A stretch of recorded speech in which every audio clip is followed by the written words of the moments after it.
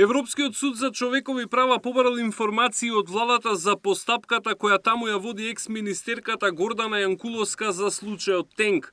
Овој чекор значи дека Страсбур отвора постапка по жалбата на Јанкуловска дека во предметот за набавката на блиндираниот Мерцедес биле повредени нејзините права на правично судење.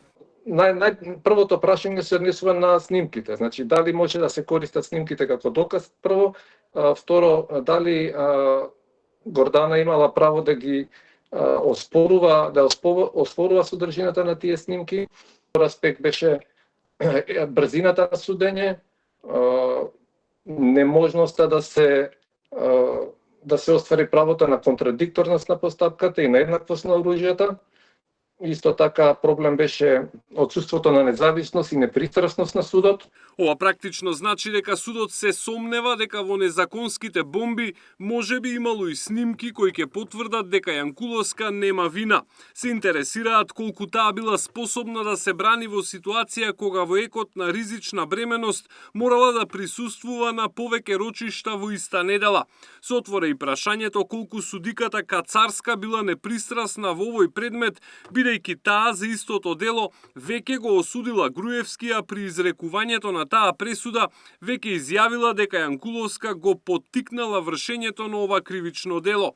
Тимот на Јанкуловска приложил и изјава од еден од поротниците кој тврди дека никогаш не присуствувал на носењето на одлуката таа да биде прогласена за виновна и дека му биле дадени само готови записници за подпис. Јанкуловска информациите ги потврди на социјалните мрежи.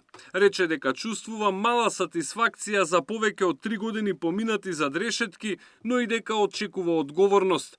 Може би конечно оние со 2% доверба ќе ја примат пораката дека не смеат да слугуваат на ничии интереси и агенди, затоа што граѓаните ги плаќаат да ги штитат, а не да ги кршат нивните права. Господјата која денес е на столбот на срамот, а која за своите злодела беше од страна на претходната власт дебело наградена со висока функција, е пример дека судиската тога не е панцир што штити од општествен прекор. Се надевам дека конечно ќе има одговорност за сите сторени зла, но и ако тоа не се случи, немам дилема дека никој не може да му избега на судот на историјата, пишува Јанкуловска на социјалните мрежи. Евентуална пресуда ќе отвори простор Јанкуловска да побара земјава да ја исплати оштета, но нејзиниот сопруг и адвокат вели дека парите не се меѓу приоритетите. Барање за повторување на постапката и ние би барале и одговорност на сите актери вклучени во постапките.